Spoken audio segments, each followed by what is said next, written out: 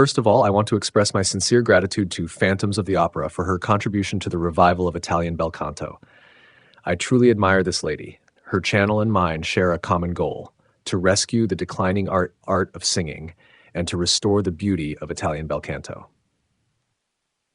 As we delve into the exploration of vocal technique, all kinds of opinions are welcome. If there are questions, I will respond.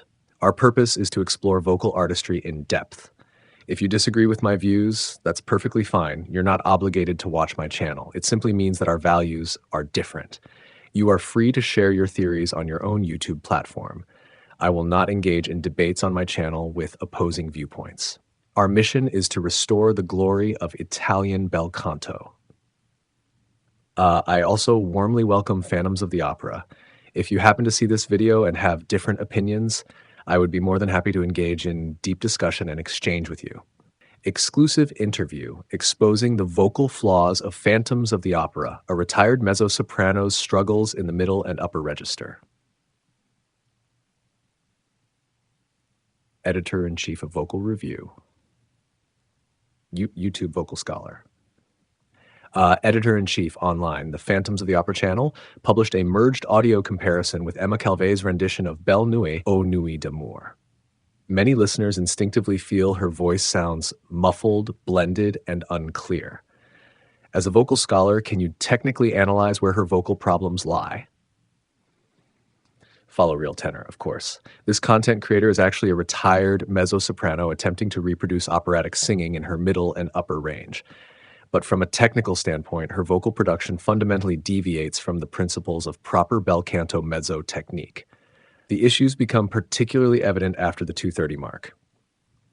First major issue, pushing large amounts of breath into the nasal cavity, creating a faulty mask resonance. She channels a significant amount of breath directly into the front of her nose, attempting to support the middle register through nasal resonance. This is a fundamental error. A true mezzo-soprano tone should rely on the breadth of chest resonance and the depth of abdominal support, not on the nose carrying the resonance. The result of this approach is the voice floats on the surface, lacking body and stability. It misses the warmth and depth of chest resonance, sounding sharp and hollow. Breath accumulates in the nasal area, producing a congested, stuffy tone. Second major issue, weak abdominal support and throat-driven vocal production. While she retains some abdominal support, it is overall weak and superficial. Instead, she relies on the throat muscles to squeeze the sound out, resulting in the tone being stuck between the throat and mouth, lacking both depth and a proper vocal column. This leads to a voice that lacks forward projection and cannot cut through. Thin, strained middle high tones that are effortful but lack brilliance. Every high note feels borrowed rather than flowing freely and naturally. Third major issue, overly lowered larynx in imitation of a dark tone technique. You can clearly hear her artificially depressing the larynx in an attempt to create a deep and rich timbre.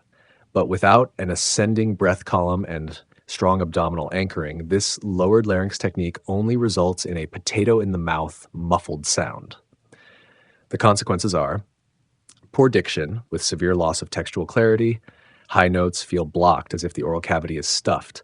It's reminiscent of the misapplication of the Malocchi low larynx technique, seemingly robust but actually repressed. Differ from what a true mezzo-soprano sound should be. Follow RealTenor. A true operatic mezzo, especially on stage, should display the following characteristics in the middle register: broad chest vibration, not nasal resonance, a smooth and supported vocal line, a warm tone, clear diction, and naturally expressive delivery. But what Phantoms of the Opera offers prioritizes superficial tone coloring, abandoning the proper pathway of lifting the voice through abdominal and chest support. The moment she exerts effort in the middle high range, the voice turns tense, dark, and lacks any upward release. It's like placing a heavy filter over the voice, stripping away its natural tonal palette. She seems very confident in her technique and is even teaching others. What's your view on that? This is actually a tragedy of modern internet culture, technical flaws masked by artistic packaging. She may have sung like this her whole career, perhaps even earned recognition for it, but that doesn't make the technique scientific or correct. When such methods are passed down as a pedagogical model to younger students, the issue becomes more serious. Misguided vocal tract design, faulty breath usage, and incorrect laryngeal control can lead students down a dead end of the more they sing, the more fatigued and muffled they become. Then what's the greatest educational value of this comparison audio? Its value lies in this. 100 years ago, Emma Calvé, without microphones or mixing tools, could still project a natural, clear, and transparent voice across time. Meanwhile, some modern singing methods are becoming increasingly misguided due to self-deception. It's a wake-up call.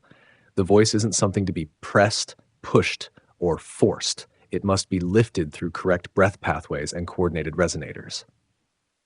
Conclusion. As a retired mezzo-soprano, Phantoms of the Opera could have served as a bridge of experience and tradition. But if she persists in an erroneous vocal path without realizing it, her vocal work not only loses artistic impact, it risks misleading an entire generation's understanding of bel canto. Shirley Verrett, the mezzo-soprano, is the true role model you should be learning from.